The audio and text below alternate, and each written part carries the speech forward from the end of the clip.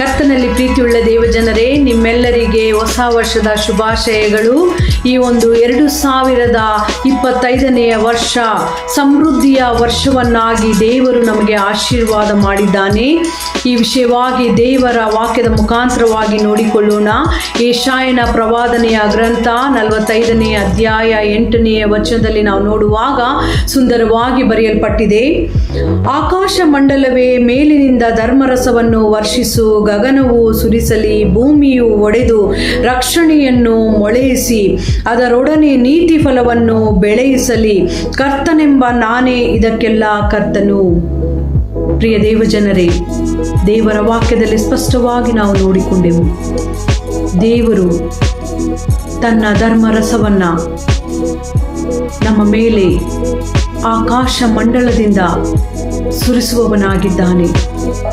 ಈ ಒಂದು ಸಮಯದಲ್ಲಿ ಯಾವ ಕ್ಷೇತ್ರದಲ್ಲಿ ನಾವು ಇನ್ನೂ ಫಲವನ್ನು ಕಾಣಲಿಲ್ಲವೋ, ಯಾವ ನಮ್ಮ ಜೀವನದ ಕ್ಷೇತ್ರ ಇನ್ನೂ ಫಲಹೀನವಾಗಿದೆಯೋ, ಆ ಕ್ಷೇತ್ರವನ್ನು ನಮ್ಮ ತಂದೆಯಾದ ದೇವರ ಹಸ್ತಕ್ಕೆ ನಾವು ಸಮರ್ಪಿಸಿಕೊಡುವುದಾದರೆ ಆತನು ಅದನ್ನು ಫಲಭರಿತವಾಗಿ ಮಾರ್ಪಡಿಸಲಿಕ್ಕೆ ಶಕ್ತನಾಗಿದ್ದಾನೆ.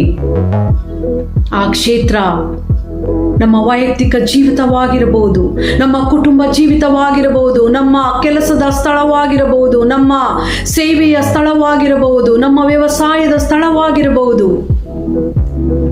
ಪ್ರಿಯ ದೇವಜನರೇ, ನಿಮ್ಮ ಫಲಹೀನ ಸ್ಥಳವನ್ನು ದೇವರ ಹಸ್ತದಲ್ಲಿ ಸಮರ್ಪಿಸಿಕೊಡಿರಿ.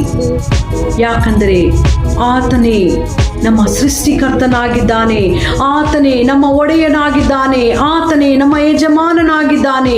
ನಮ್ಮ ಜೀವಿತವನ್ನು ತನ್ನ ಅಧಿಕಾರದಲ್ಲಿ ಇಟ್ಟುಕೊಂಡು ನಮ್ಮನ್ನು ನಡೆಸ್ತಿರುವಂಥವನು ಆತನೇ. ಆತನು ದಯಾಳು, ಕರುಣಾಳು, ನಮ್ಮ ವಿಷಯವಾಗಿ ಚಿಂತೆ ಮಾಡುವಂಥ ದೇವರಾಗಿದ್ದಾನೆ. ಆತನ ಹಸ್ತಕ್ಕೆ ನಮ್ಮ ಫಲಹೀನವಾದಂಥ ಕ್ಷೇತ್ರವನ್ನು, ಫಲಹೀನವಾದಂಥ ಜೀವಿತವನ್ನು, ನಮ್ಮ ಫಲಹೀನ ವಿಷಯಗಳನ್ನು ಸಮರ್ಪಿಸಿಕೊಡುವಾಗ ಆತನು ಅದನ್ನು ಸಮೃದ್ಧಿಗೊಳಿಸುವವನಾಗಿದ್ದಾನೆ. ಈ ಹೊಸ ವರ್ಷ 2025 ನಮ್ಮ ಜೀವಿತದಲ್ಲಿ, ನಮ್ಮ ಫಲಹೀನವಾದಂಥ ಕ್ಷೇತ್ರದಲ್ಲಿ ಸಮೃದ್ಧಿಯ ವರ್ಷವಾಗಿ ಆತನು ಮಾರ್ಪಡಿಸಲಿಕ್ಕಿದ್ದಾನೆ. ಆದ್ದರಿಂದ ಯಾವುದೇ ವಿಷಯವಾಗಿ ಚಿಂತಿಸದಂತೆ, ಯಾವುದೇ ವಿಷಯವಾಗಿ ದುಃಖಿಸದಂತೆ, ನಿರಾಶರಾಗದಂತೆ ದೇವರ ಹಸ್ತಕ್ಕೆ ನಿಮ್ಮ ಎಲ್ಲ ಪರಿಸ್ಥಿತಿಗಳನ್ನು, ಎಲ್ಲ ವಿಷಯಗಳನ್ನು ಸಮರ್ಪಿಸಿಕೊಡಿರಿ. ಆತನು ದೊಡ್ಡ ದೊಡ್ಡ ಕಾರ್ಯಗಳನ್ನು ನಿಮ್ಮ ಜೀವಿತದಲ್ಲಿ ಮಾಡುವಂಥವನಾಗಿದ್ದಾನೆ.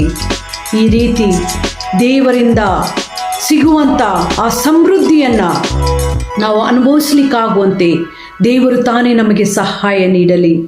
ದೇವರ ಈ ವಾಕ್ಯ ನಮ್ಮ ಆತ್ಮೀಯ ಜೀವಿತದ ಲಾಭಕ್ಕಾಗಿ ಉಪಯೋಗವಾಗಲಿ. ಆಮೇನ್.